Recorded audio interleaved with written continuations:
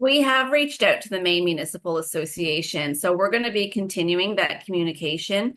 And that we actually reached out to them prior to knowing that we were going to go to DC on that, because we need to spend some time strengthening those connections, strengthening those relationships, seeing where we align in certain situations and what we can do to support each other, because they're in the same situation we are. They're looking at, like I said, Madawaska, Maine. If you lose 500 jobs there, that is absolutely tragic for that community. Nobody wants to see that happen, especially, local government leaders who are going to be in their communities, boots on the ground every single day.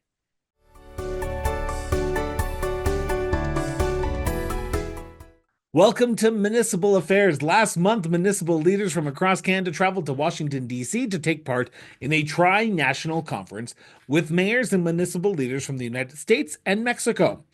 What was the Canadian mission, though? It was to strengthen relationships and push back against the ongoing trade escalations between the United States and different countries. Among the Canadian delegation was Union of Municipalities of New Brunswick President Brittany Merrifield, who took the opportunity to deliver a clear message to U.S. officials and municipal counterparts.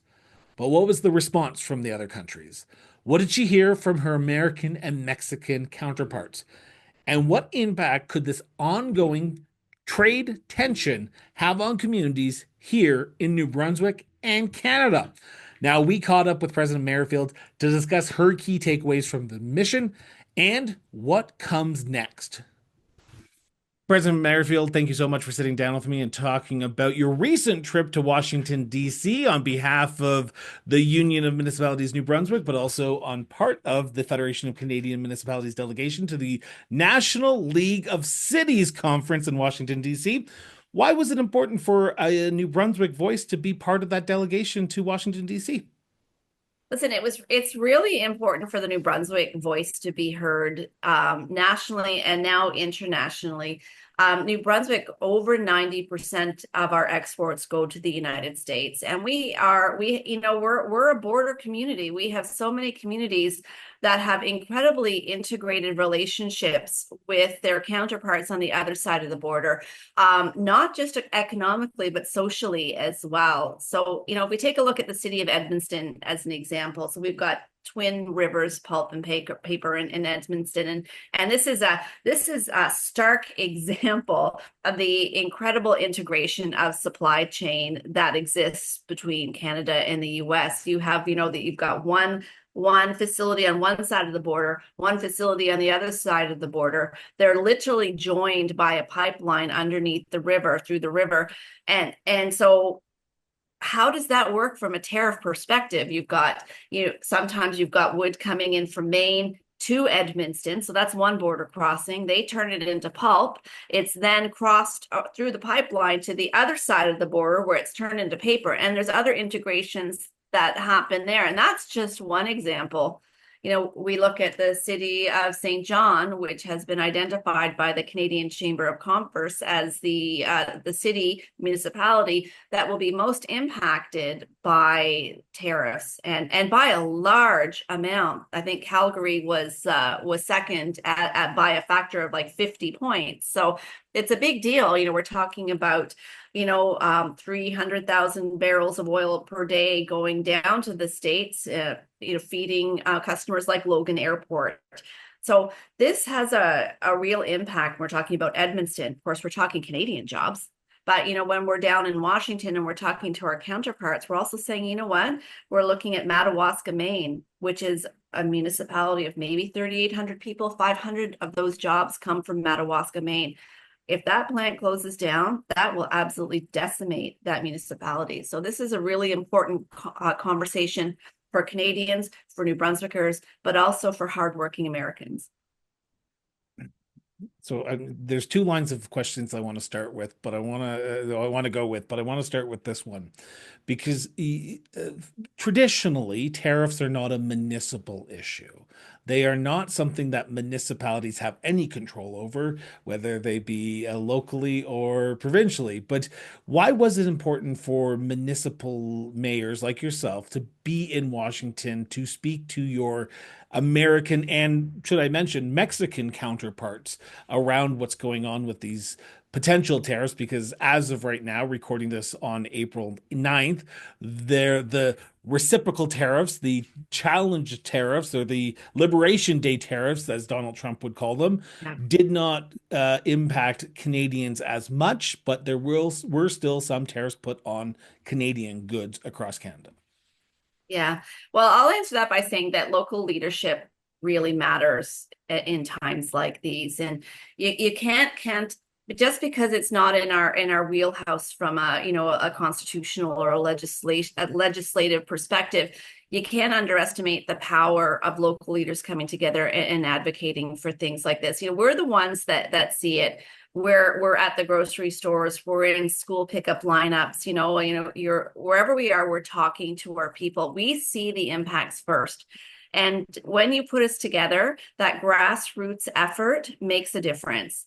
And you can't convince me otherwise. It's that the rise up of influence, it's the rise up of power, and it affects the other orders of government.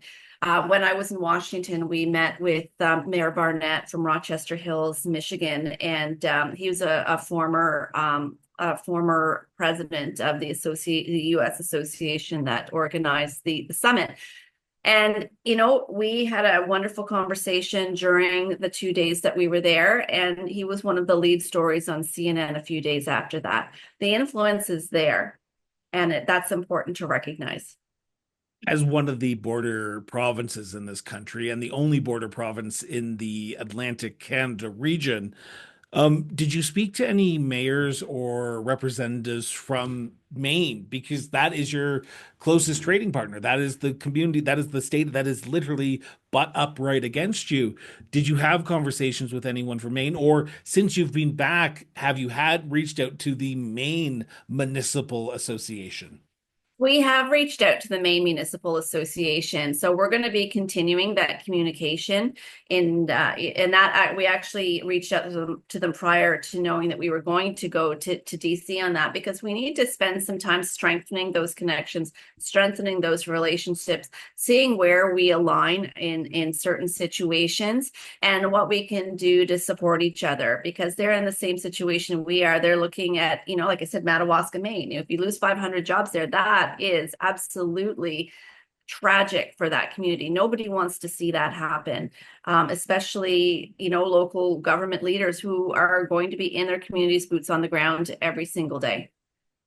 We are a few weeks after your meeting. What was the purpose? What were you hoping to hear from your Mexican and American counterparts? And do you feel like you were heard from a Canadian perspective when you were addressing the Canadian side of this tariff challenge? Yeah, absolutely. The Canada-US relationship and the Canada-US Mexican relationship has really been, the envy of the world up to this point. And our goal was to emphasize the fact that we need to work together to develop a resolution to this problem.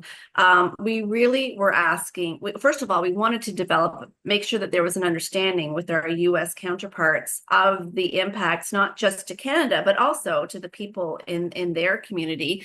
And we wanted them to take their influence to their Congress people, to their senators, so that they could bring that up the line and hopefully influence the administration that is imposing the tariffs on other countries other than the US. That was really important. And did I feel I was heard? Yeah, absolutely. Because when we're talking to the mayors from Mexico, they're having a lot of the same issues that we are. And the mayors in the U.S., particularly the ones that are really integrated in the auto industry, as an example, or South Carolina, where they have a lot of aerospace and other integrations with the Canadian economy, it's really going to make a massive difference. South Carolina, as an example, it's a $3 billion hit, so that is not insignificant. Nobody wants that. I didn't know what I was going to be walking into with respect to political alignments from the US end of things. I didn't know if I was going to have to defend our position as Canadians, but that was not the atmosphere at all. There was a real sense of solidarity in that room that I really appreciated. It brings up the question as well, because you didn't just meet with mayors, because in America, and this is total inside baseball question that I'm going to ask you right now, and I apologize, President, but in America there are some mayors, there are some councilors who are elected at a party level. They are elected as Republicans or Democratic. There are some who are elected as non-affiliated candidates, but the majority are either Democrats and Republicans. From your perspective in the conversations that you had, did you have to change the way you addressed people because they were either a Democrat or Republican? Because there is a sense in Canada that all Republicans love the fact that there's going to be tariffs, and there's a sense that all Democrats don't agree with the tariffs. So when you were speaking to mayors from both sides of the aisle, did you have to change the way you spoke, or did you get a sense that no matter what party was you were talking to, they agreed tariffs are bad? Yeah, that is what happened. And that's one of the reasons I wasn't certain going in, what the reception was going to be as a Canadian, because some of the mayors that we spoke to were Democrats and some were Republicans. And so that's why I was really pleased to see that there was that sense of solidarity in because we were all aware that this is not good for our residents. And we all knew that the people that can least afford it are the ones that are going to be hurt by this. And we were all in agreement that we have an obligation to stand together and deliver the common message that we need negotiation, not imposition of tariffs. And we should be supporting trade that makes things better for the people that live in our communities, and that we're neighbors, we're not adversaries. We talk about the tariffs not being on, but there has been a change in attitude towards the Americans and Americans into Canada.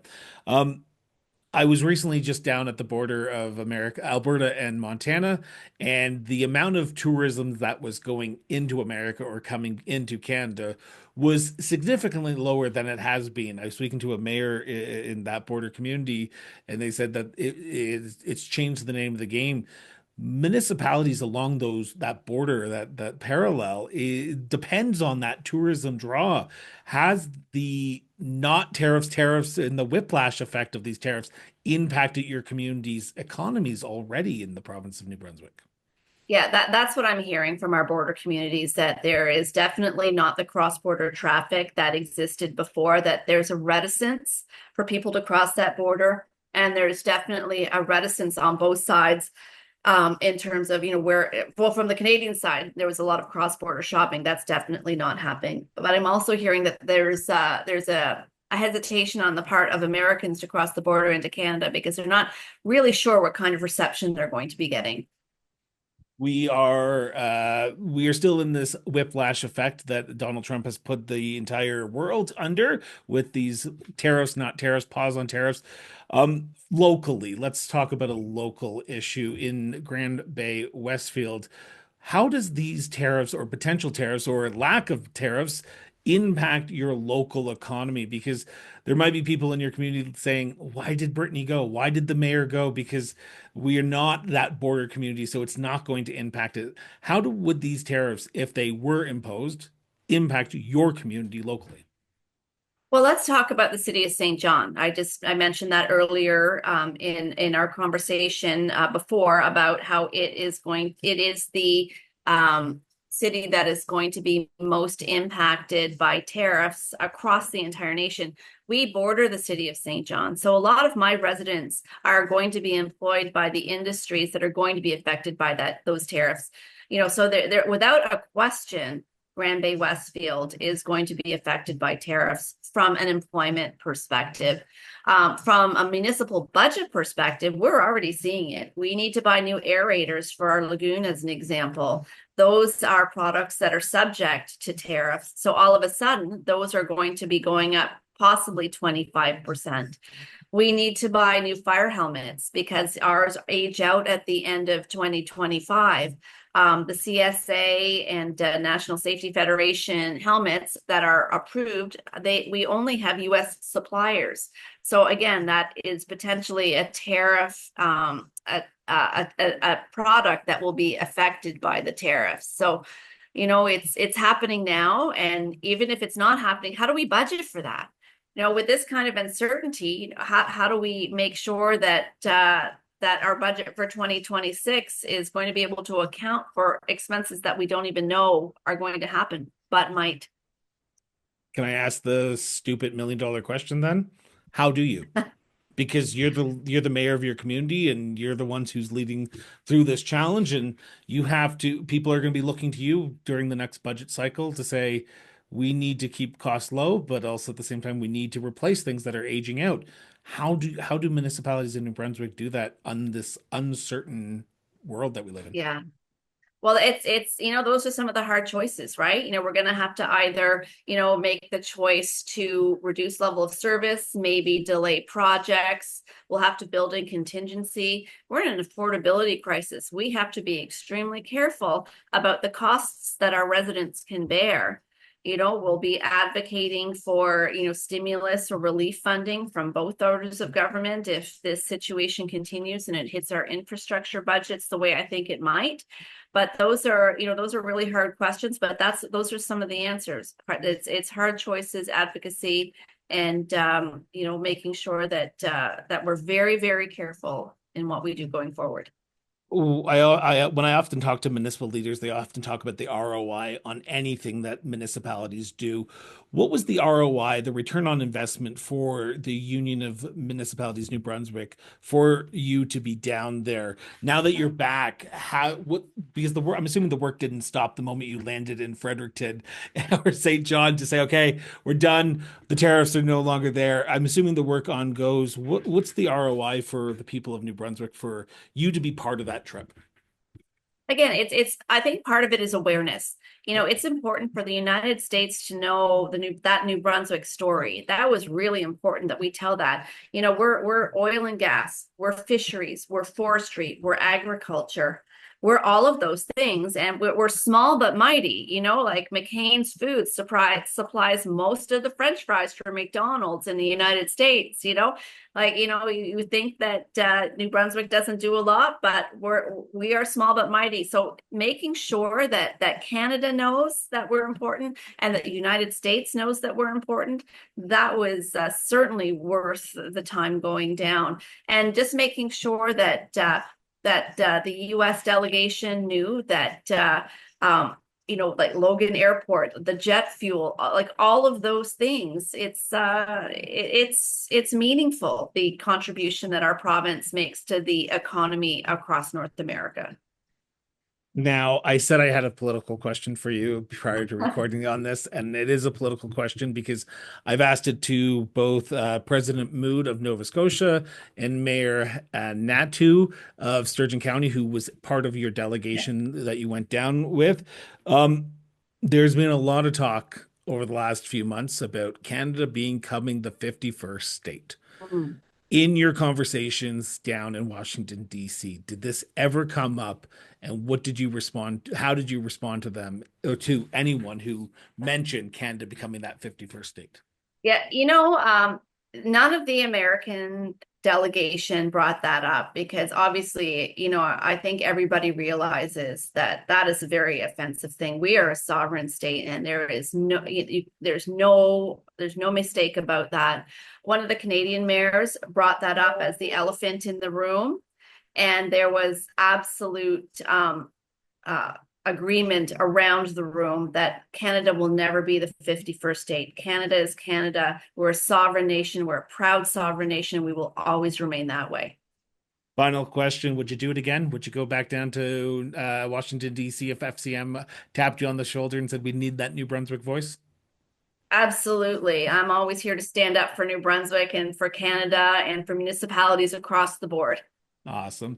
President, always a pleasure to sit down with you. I feel like we need to chat more because I'm watching everything that's going on in New Brunswick. But thank you so much for taking time to talk about the tariffs and the recent trip to Washington, D.C. Thanks, Chris. I appreciate the time. Thank you so much for tuning in for another episode of Municipal Affairs. Now, we hope you've enjoyed today's conversation and gained some valuable insights into the world of municipal affairs from a New Brunswick perspective. Now, if you haven't already, be sure to subscribe to the show on your favorite podcast platform, or if you're watching this on YouTube, subscribe there, or follow us on social media at Cross Border Network. Now, to learn more about the communities and the people we feature on this show and our sister shows, visit us online at crossborderinterviews.ca. Now, your support means the world to us. So share this episode with your friends, your family, and yes, even your community, and help keep the conversation going. Until next time, stay informed, stay engaged, and we'll be back with a brand new episode of Municipal Affairs shortly. Till then, everyone.